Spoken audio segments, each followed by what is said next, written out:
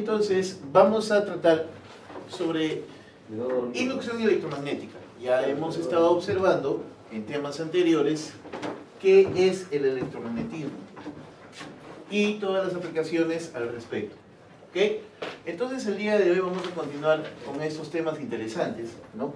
Y bastante aplicativos, bastante prácticos, porque en la industria de estos días se aplica bastante todo lo que es inducción.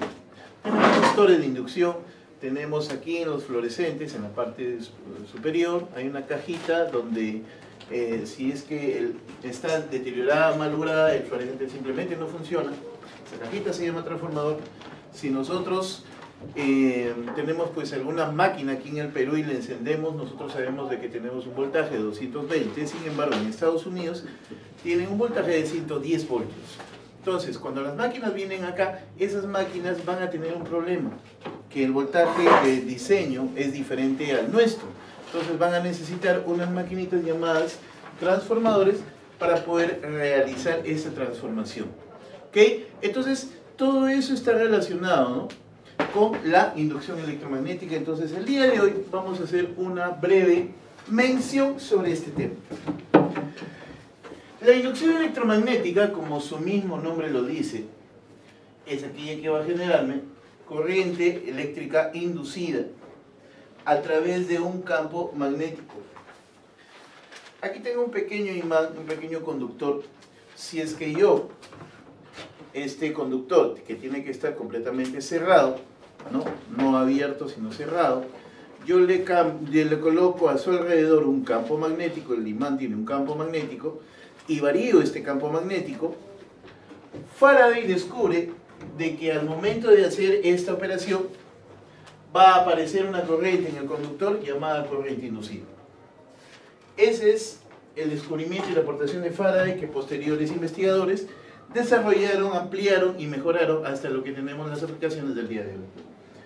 Entonces, esta corriente inducida, ¿no?, para poder nosotros entenderlo y estudiarlo, va a ser simplemente la cantidad de flujo magnético que las líneas de fuerza del campo magnético van a generarme en o por unidad de tiempo. ¿Ok? Listo. Sin embargo, no hemos definido qué es flujo magnético. Aquí a continuación definimos qué es flujo magnético. El flujo magnético primero es una cantidad, una magnitud de tipo escalar, no es vectorial, que me va a expresar el número de líneas que atraviesan una determinada área, un número de líneas de fuerza magnética. ¿Ok? Si tenemos, por ejemplo, una superficie y van a pasar 3 líneas en un determinado tiempo de, no sé, pues un segundo, esto sería simplemente 3 sobre 1. ¿Ok? Porque está pasando por un determinado área. Sin embargo, hay que tener cuidado con que las líneas pueden pasar en una dirección o pueden pasar en otra, o pueden pasar en forma transversa. Vamos a tener cuidado con qué ángulo de inclinación está pasando. Entonces, si yo relaciono el flujo de líneas con el campo magnético y el área, voy a simplemente tener esta fórmula, donde simplemente para acordarnos nos llamamos, o le llamamos, que el flujo es igual a vacos. ¿Okay? ¿Qué me dice entonces vacos? El flujo es B, que sería la intensidad de campo magnético, y ya lo hemos visto en clases anteriores. A sería simplemente el área, y el ángulo θ, no confundir con este simbolito que para este caso nos está indicando el flujo magnético, y este ángulo θ. El ángulo θ me va a indicar la inclinación que tendría la normal a la superficie con respecto a las líneas de fuerza que entran. Es decir, si yo tengo esta superficie, la normal nosotros la entendemos como aquel vector que atraviesa en forma perpendicular, ¿ok? Y si las líneas de fuerza entran en esta dirección, yo voy a trazar aquí un ángulo entre justamente las líneas de fuerza y esa normal. Bien, entonces ya teniendo cuidado de que esto es inducción magnética área y el ángulo θ es simplemente el ángulo entre la normal y el flujo de líneas de fuerza, entonces vamos a recordar lo que ya hemos visto anteriormente, que la inducción magnética es una magnitud, ¿no?, cuya unidad en el sistema internacional, Tesla. el área ya sabes tú de que está en metros cuadrados, y el flujo magnético va a estar simplemente denotado por una magnitud llamada Weber. ¿Ok? Entonces, teniendo ya esto, recordamos un poco lo que hemos estado viendo desde el tema 1, ¿no? Sobre lo que son corrientes eléctricas, ¿no? Tenemos las corrientes de las baterías, de las pilas, ¿no? De los circuitos que tienen un polo positivo y un polo negativo, y a eso le llamábamos corriente continua. Pero sin embargo, la corriente que pasa aquí, la corriente de los cables conductores que están alrededor de nuestras casas, si nosotros conectamos o tratamos de buscar una polaridad, no van a tener esa polaridad. Esa polaridad es fluctuante.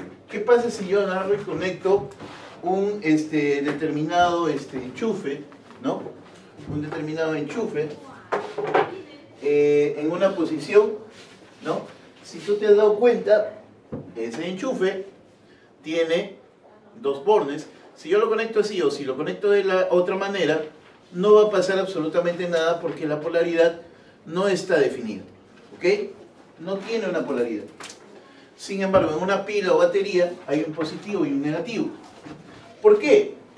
Porque esta corriente simplemente se le llamaba, como ya hemos mencionado, corriente continua. Sin embargo, la corriente que está en los conductores, en los cables de las casas, es llamada corriente alterna, justamente porque la polaridad que me va a implicar la dirección y el valor va a estar oscilando periódicamente. Entonces, corriente alterna es aquella corriente, ¿no?, que tenemos nosotros en casa que va a oscilar. Bien, aquí mencionamos simplemente de que la fuerza electromotriz, ¿no?, es una sinoidal igual que la intensidad de corriente, y nosotros, de un modo muy similar a la ley de Ohm, podemos aplicar con los valores picos lo que está ahí señalado. Bien, no vamos a introducirnos mucho en lo que es corriente alterna, es un tema bastante amplio y bastante importante en la tecnología de hoy. Todas las industrias nos movemos básicamente con corriente alterna y de ahí intentamos de pasarlo a corriente continua o viceversa, pero el mayor uso que se da por la eficiencia y por la pérdida de calor y pérdida de la misma corriente, ¿no?, por histiéresis y otros más efectos, justamente es más viable transportar corriente alterna que corriente continua. Y eso hace de que, y aparte de que los conductores deberían ser fijos y tendríamos problemas si es que conectamos de una manera o de otra, entonces es más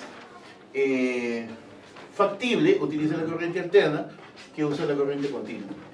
Sin embargo, hay veces necesitamos como más eficiente la continua que la alterna, y ahí es donde entra la ingeniería para cambiar de un lado hacia el otro y de la corriente alterna a regresar a la corriente continua. ¿Ok? Este tema entonces es bastante importante en la tecnología de hoy. Y concluimos esta parte, esta mención teórica, con un dispositivo llamado transformador. Retomando el ejemplo que habíamos visto, ¿no?, en Estados Unidos, tenemos, o tienen ellos, una corriente de 110 voltios y nosotros de 220. ¿Cómo hacemos para que eso cambie? Justamente usamos lo que es el transformador. Es un dispositivo diseñado para modificar esos valores. Aquí vamos a tener cómo funciona. Justamente utiliza la corriente inducida. ¿De qué manera? Si yo paso por una parte del transformador corriente eléctrica, sé de acuerdo a la ley de Faraday que esto me va a inducir un campo magnético aquí. O sea, si yo conecto esto a un cableado de corriente, me induce un campo magnético en este lado. A ese lado que está conectado, ¿no?, los bornes hacia una fuente de corriente se le llama simplemente primario. Y este enrollamiento, que es un solenoide que ya se ha visto en clases anteriores, ¿no?, me va a generar simplemente un campo magnético, como ya se ha visto en clases anteriores, y este campo magnético va a generar o va a circular por todo el núcleo de hierro, en este caso de color verde. ¿Ok? Si ese flujo magnético circula por acá, podemos observar de nuevo la ley de Faraday, con que se va a generar una corriente inducida por un cable que sería aquí todo este cableado, ¿no?, si es que hay una diferencia de flujos que obviamente estamos observando está pasando en el núcleo. Entonces, en este sector llamado el secundario, se va a generar una corriente eléctrica alterna, porque aquí hay una corriente eléctrica, se transforma en inducción magnética, en campo magnético, que se atraviesa a través, es denotado por el flujo de líneas de fuerza, ¿no? Magnéticas. Entonces aquí se vuelve a transformar en corriente alterna, en el secundario. Listo. Entonces, ya tenemos qué cosa es un transformador. Vamos a tener pues alguna mención pequeña sobre ello.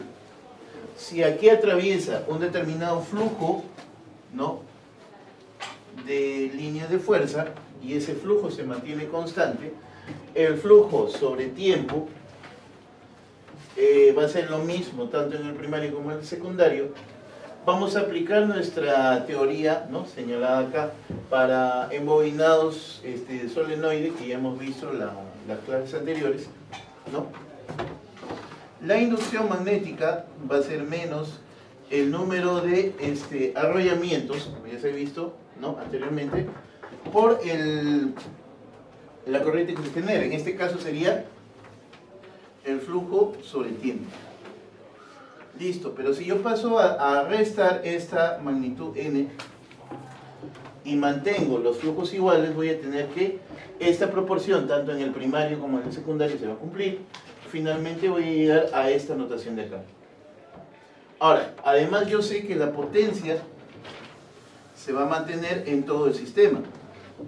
Entonces, si la potencia es E por I, ¿no?, la potencia en el primario, perdón, la fuerza electromotriz en el primario es igual a la intensidad de corriente en el primario, ¿no?, alterna, por cierto, y esto mismo va a ser la fuerza electromotriz o voltaje en el secundario, y la intensidad de corriente alterna en el secundario.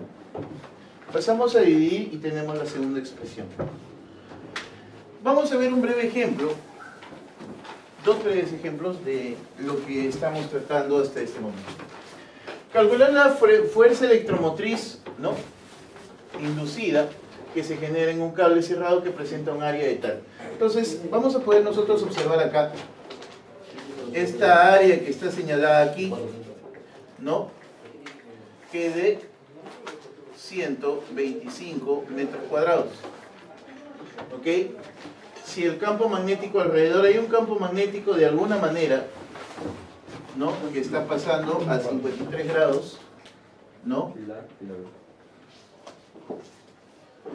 ¿Ve? ¿Qué me indica que es un Tesla? Pero de un Tesla baja hasta cero, o sea, ese es el campo magnético inicial, la inducción magnética, perdón, inicial, a la inducción magnética final, que sería cero. Y este cambio lo hace en inducción magnética final es igual a cero, y esto lo hace en 5 segundos. Bien, entonces yo voy a necesitar saber acá, para poder calcular mi fuerza electromotriz inducida, menos la variación del flujo entre la variación de tiempo.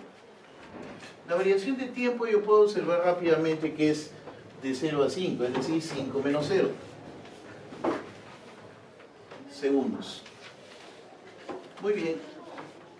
¿Y cómo calculo la variación de flujo? La variación de flujo simplemente me guío de Backus, lo que ya habíamos mencionado. Entonces, el flujo final y el flujo inicial, ¿cómo van a estar relacionados? Al inicio, ¿qué tenía? De acuerdo a esto es el campo por el área por el coseno del ángulo. Es decir, el campo en este caso es un Tesla, el área 125, y el coseno, ¿será de 53? No, no será 53. No te olvides de que es frente a la normal, ¿ya? Y si yo atravieso el ángulo de 53 en forma paralela, ¿no? Voy a darme cuenta de que el ángulo aquí, ¿no? Si esto es 53, es porque esto será 53 y esto será 37. ¿Ok? Listo. Entonces, aquí yo voy a decir coseno de 37 grados. Y al final, bueno, si el campo al final es 0, no importa los demás valores, esto va a ser 0. ¿Cuánto sería en este caso? Coseno de 37, ya sabes que es 4/5. Finalmente el flujo inicial es 100 Weber. Ahí está, 100 Weber. Entonces yo colocaré, ¿cómo será mi flujo? El flujo, no te olvides, la variación siempre es final menos inicial. Eso es decir, 0 menos 100. Quedaría menos 100 con el signo negativo que está afuera. Simplemente es ese positivo. Y 100 entre 5 es igual a 20. ¿En qué unidades estaba? ¿En qué unidades estaba la fuerza electromotriz o voltaje? Simplemente volts o voltios. ¿Ok? Listo. Para concluir entonces el día de hoy, pregunta número 2. Tenemos un transformador de 500 watts. Allá, aquí yo voy a tener un transformador de 500 watts. 500 watts. Excelente. Me dicen además que en el primario tengo 100 vueltas. Número de vueltas en el primario.